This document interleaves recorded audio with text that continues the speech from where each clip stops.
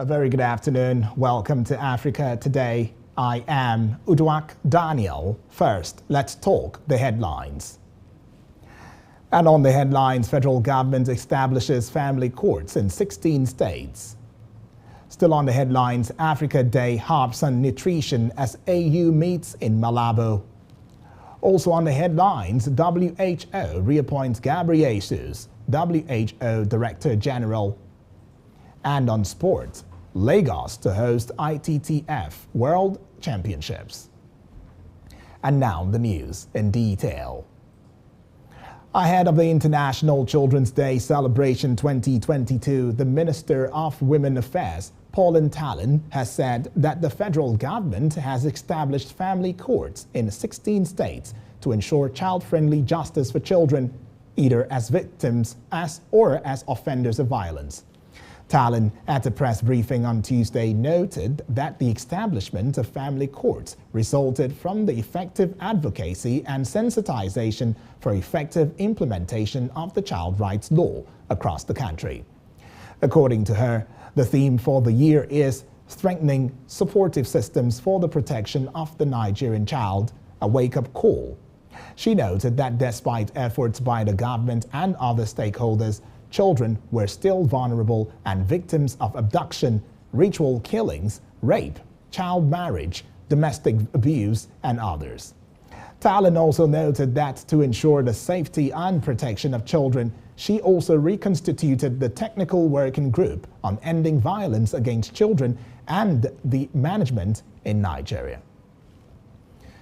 To yet another story, Special Advisor to the President on Media and Publicity Femi Adesina on Tuesday said President Muhammadu Buhari has performed creditably well in spite of criticism by his opponents. The presidential spokesman, who spoke during the 6th anniversary and award ceremony of the Presidential Diary in Abuja, the Federal Capital Territory, took time to roll out the achievements of his principal, urging the critics of government to be critical and fair to the President and Buhari administration. On security, he noted that the Buhari government had equipped the country's armed forces more than any other government in history of the country, especially with platforms and equipment, adding that 30 serviceable aircrafts, all procured by the administration, are in view. In his welcome remarks, the organizers of the event, Abubakar Jimo, said the group was determined to ensure the protection of democracy and good governance. Jimo said it would collaborate with relevant agencies to promote good governance in the country. The guest lecturer, Murtala Ahmed, emphasized the need for media practitioners to always adhere to these ethics of the profession. Ahmed also enjoined the practitioners to use their platform to promote peace and unity of the country, especially at a time the country was heading towards another round of elections in 2023. And now to economic and financial crimes matters. After hours of siege and drama, operatives of the Economic and Financial Crimes Commission, that is the EFCC, arrested former Imo State Governor Okorocha on Tuesday. The EFCC made the clarifications in a statement by its head of media and publicity, Wilson Uwajireng. The statement, which read in part, stated that operatives of the Economic and Financial Crimes Commission, that is the EFCC, Tuesday, May 24, 2022, arrived at the Maitama, Abuja home of a former governor of Imo State, Senator Okorocha, to effect his arrest. The anti-graft agency's agents laid siege to Okorocha's Maitama home at 11:30 a.m., barricaded the entrance gates with their vehicles as armed policemen were stationed at strategic locations in and outside the premises. The operators fired gunshots in an attempt to arrest the All Progressive Congress, that is the APC presidential aspirant. Briefing reporters before the arrest, Okorocha described the siege as an ugly development. He said the invasion was to stop him from attending the APC presidential screening, which he said was ongoing. The former governor also explained that no formal invitation was extended to him before the EFCC raid. According to Senator's lawyer Olanipekun, San, describing the attempt to arrest the senator without a search warrant as a violation of rights. The Efcc said its operatives laid siege to Okorocha's residence due to his refusal to honor the commission's invitations. It said Okorocha jumped an administrative bail granted him by Efcc. It also alleged that attempts to arraign Senator Okorocha was twice stalled owing to the absence of the ex-governor who evaded service of processes.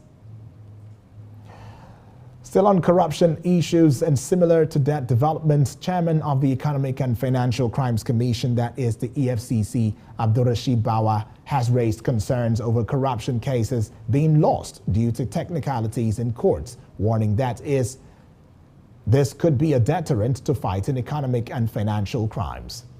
Bawa said this in Abuja during his opening remarks at a 3-day capacity building workshop for judicial officers, corruption investigators and prosecutors. According to him, corruption cases that are dismissed on technical reasons help corrupt elements gain confidence while also harming the judiciary's image. The judiciary is also imperative. Rightly or wrongly, the public have always frauded at certain judicial pronouncements that tended to cast the judiciary in the mold of disinterested organ. There are those who hold the view that corruption cases should not be lost just on grounds of technicalities. With every sense of humility, I share the same view with them.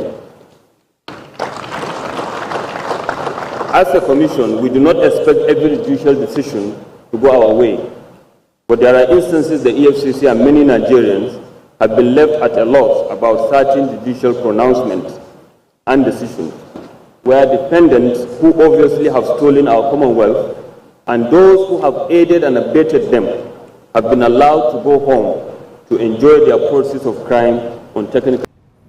Bawa also praised President Muhammadu Buhari for signing the Money Laundering Prevention and Prohibition Act 2022, the Terrorism Prevention and Prohibition Act 2022, and the Proceeds of Crime Recovery and Management Act 2022 into law. He expressed hope that the new laws would serve as important legal tools in the anti-corruption fight. When we return, news from other parts of West Africa. Don't go away.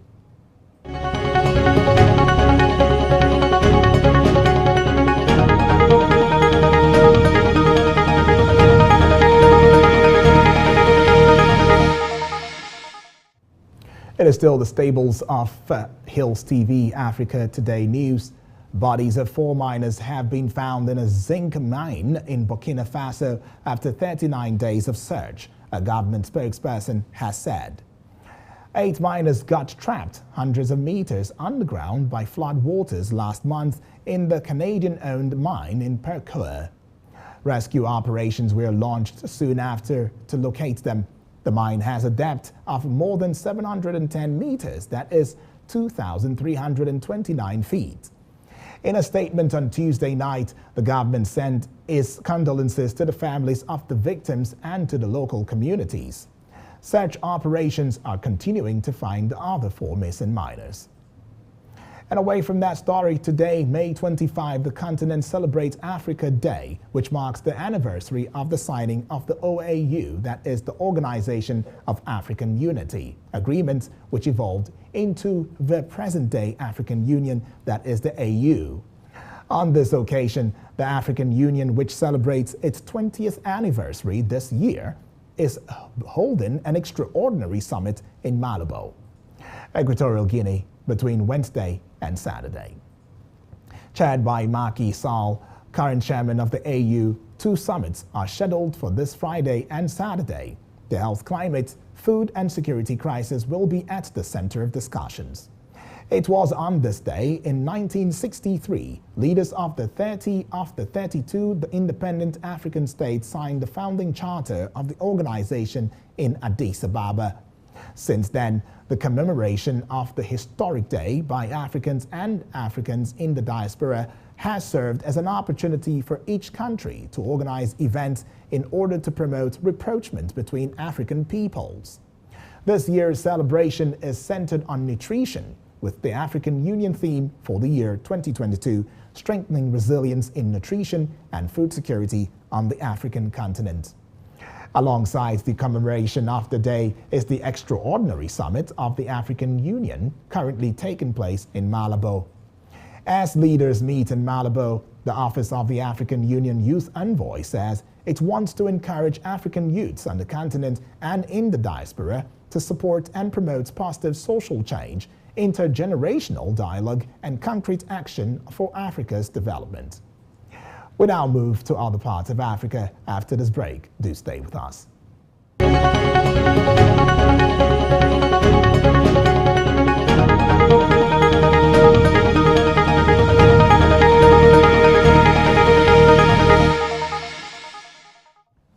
Welcome back to Africa Today on Hills TV. World Health Organization, that is the WHO Director General Tedros Adhanom Ghebreyesus, has been reappointed to a second 5-year term on Tuesday by the United Nations Health Agency's member countries, with no other candidate challenging him for the post amid the ongoing difficulties of responding to the devastating coronavirus pandemic. Tedros, a former government minister from Ethiopia, has directed WHO throughout its management of the global response to COVID-19 and withstood occasionally withering criticism over its multiple missteps. Tedros is the first African to lead the agency and the only director general not qualified as a medical doctor. Under Tedros, the UN Health Agency failed to call out countries, including China, for blunders that WHO officials grumbled about privately, advised against mask wearing for months, and said initially that the coronavirus wasn't likely to mutate rapidly. Scientists drafted by WHO to investigate the coronavirus origins in China said the critical probe was stalled last year after issuing a report that even Tedros acknowledged had prematurely ruled out the possibility of a laboratory leak.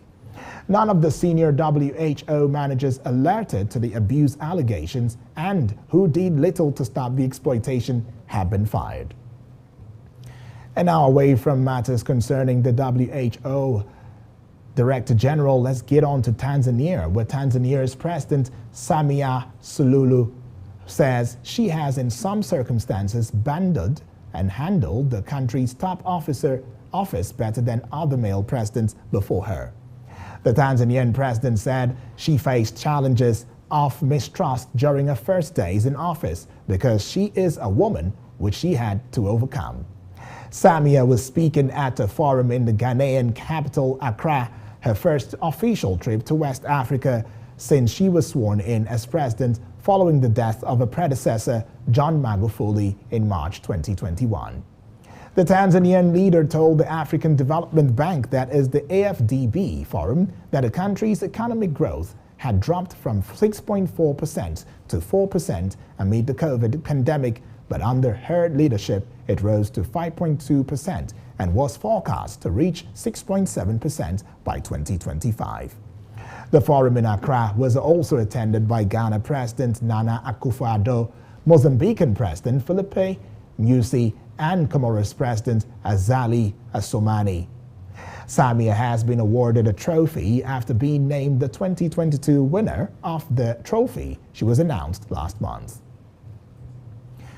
And now let's head on to Eritrea, where the Eritrean President Isaias Afewerki says developments in Ukraine are a continuation of a long-term Western strategy to contain Russia, and that Ukraine and its people are victims. He made the remarks while addressing the nation in Eritrea's 31st Independence Day from the main stadium in the capital Asmara on Tuesday. He alleged that forces of hegemony had, after the collapse of the Soviet Union, decided to rule the world through anchor states against Russia. He accused the West of a strategy to use Eastern European countries bordering Russia as a wedge, which had created a dangerous situation. Eritrea was the only African country that opposed a UN resolution in March that condemned the Russian invasion of Ukraine. It joined Russia, Belarus, North Korea, and Syria in voting against the resolution. And now let's go on the short break. When we come back, it will be business news on Africa Today. Stay with us.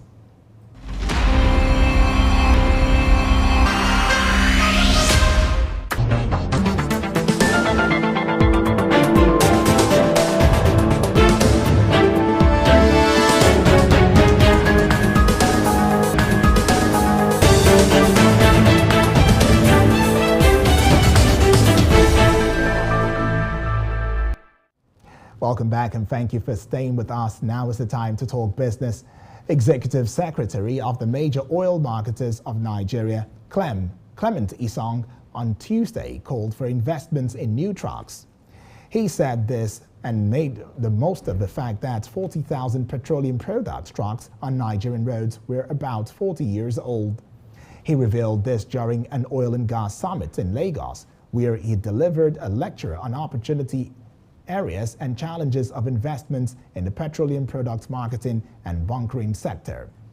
According to him, the old trucks were no longer roadworthy and were the causes of tanker accidents, adding that lack of funds to purchase new ones were some of the fallouts of low investment in the downstream sector.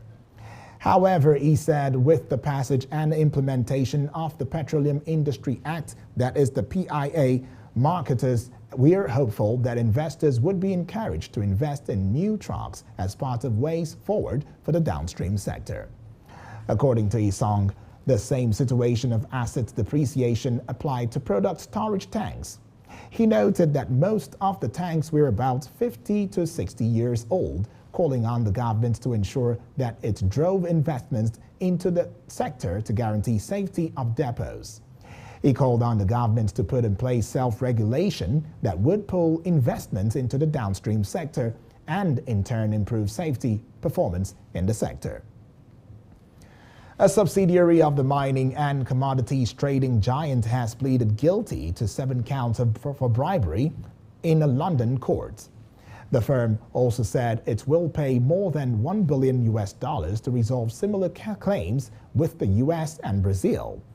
The UK's Serious Fraud Office said it had exposed profit-driven bribery and corruption across the UK's oil operation in 5 African nations. The firm will find how much it must pay in fines at the sentencing in June. It previously set aside $1.5 billion to cover the investigations it faced in the UK, US, and Brazil. The company's agents and employees paid bribes worth over $25 million for preferential access to oil with approval by the company between 2011 and 2016, the Serious Fraud Office, that is the SFO, said. The bribes were paid in Cameroon, Equatorial Guinea, Ivory Coast, Nigeria, and South Sudan, it added. Still to come in the news is sports. Don't go away.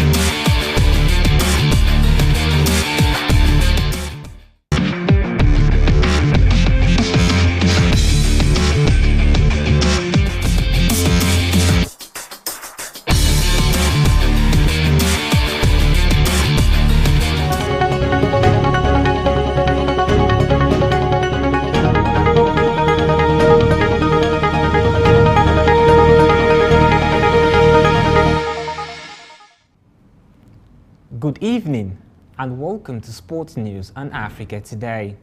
I am Ainan Lubem. Now to Sports News.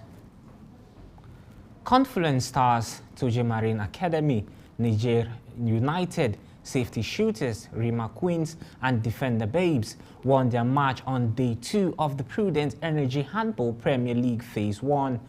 The championship holds at the Moshood Abiola National Stadium in Abuja.